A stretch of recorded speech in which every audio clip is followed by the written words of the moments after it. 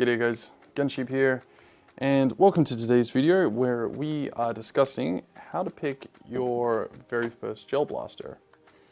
Now, one thing to keep in mind when watching this video, guys, is that the advice and the recommendations that I'm going to be giving is going to be biased towards people who plan on using their gel blaster for outdoor, well, predominantly outdoor, but mostly game day field use. So if you're looking to purchase a blaster just as something to shoot paper targets back at home or annoy your partner with, then this video is probably not going to be for you, so keep that in mind. So when people are getting into the sport, the biggest questions they always ask me is, hey man, which blaster has the best FPS and which blaster has the best accuracy? And in this video, I'm going to explain why these are not the questions you should be asking. And the reason for that is because if you plan on being competitive on the gel ball field and taking these out to, in my case, predominantly outdoor games, you're going to have to upgrade your blaster. It is an unfortunate universal truth when it comes to blasters is number one, that consistency and quality control can be quite poor. Normally they're really good. However, what you get internally with your blaster, someone who purchases the exact same blaster could find something completely different. It could be air seal issues, you could find a completely different spring. One might have been greased a little bit more, one may have a gear that's sort of already on the way out. So because of that, having to make upgrades to your blaster is unfortunately just going to have to be one of those things that you are probably going to have to make if you intend on having the best experience when playing gel ball. Now that's not to say that if you go out with a stock blaster and maybe just a hop up, that you won't have an amazing time. You will have a really fun time. However, it will probably start to get pretty tiring pretty quick when you are getting shot by guys who you can't even reach with your own blaster. So because of that, unfortunately, if you really want to get the most out of your gel ball experience, you're going to have to upgrade. Now, question number one, the external shell. The reason why this is going to be very important is because another truth with gel ball is that at some point your blaster is going to break. Now 9 times out of 10 these are going to be internal breakages with the gearbox. However, if you break something externally, the receiver, the front guard, the rear buffer tube adapter, the buffer tube itself, those are going to be costly and very catastrophic failures. Because if anything really breaks on the receiver, that's quite important with these 2 points here, you're basically going to have to purchase an entirely new receiver.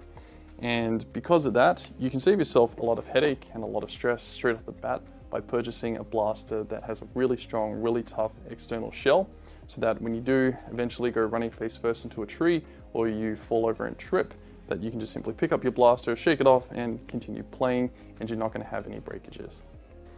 Question number two, the gearbox. As I said, you are going to have to make upgrades at some point. And when it comes to doing upgrades and doing mods, you basically have 2 routes with doing so. Route number one is you can DIY it. You can go onto YouTube, watch the tutorials. You can go onto the community forums and get advice and tips and tricks from there. Or route number two is that you can simply purchase a pre-modded, pre-upgraded blaster, as most sites and most companies do. Or you can have a builder or someone at that company. You go there and you say, hey man, I want a blaster that's going to be really good for outdoor long distance shooting or indoor high rate of fire kind of thing. And based on your request, they can mod and customize a blaster based upon your needs. Now, my only advice with deciding upon which route you want to take is, if you do decide to go pre-built or pre-modded, just one thing to keep in mind is that if you really don't have the skills or you're not comfortable working in your gearbox, that's absolutely fine.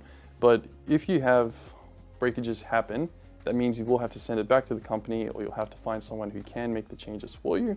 And these can be a time and costly thing. As I said, that's not a bad thing at all. Modders and purchasing pre-upgraded is a really good time saver, and it's a really good hassle if you're really not comfortable and you really don't feel like getting inside with the things. I also know that there are issues with warranties if you do decide to upgrade the gearbox and completely stuff it up or whatever, and that can be something of a concern.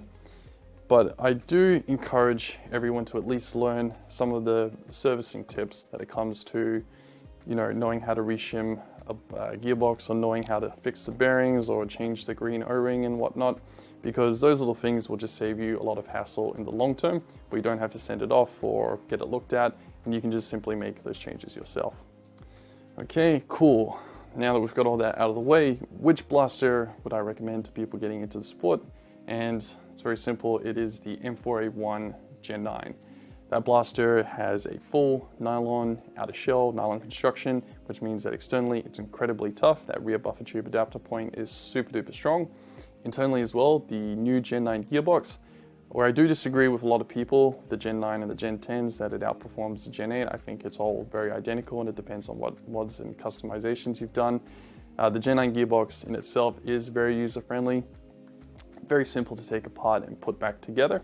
So if you're looking to get into the sport, looking to make some upgrades and changes to get the most out of your blaster, the M4A1 Gen 9 would definitely be my choice. Well guys, that was the video. I hope you found this information useful. If you have a really good story about your blaster and you have recommendations as well, I know the Wells, the Vectors, the Scars, they all get really good reps online. So if you'd like to share what you would recommend to people coming into sport, feel free to post it down below. And to everybody else, thanks for watching, and I'll see you guys next time. Stay well.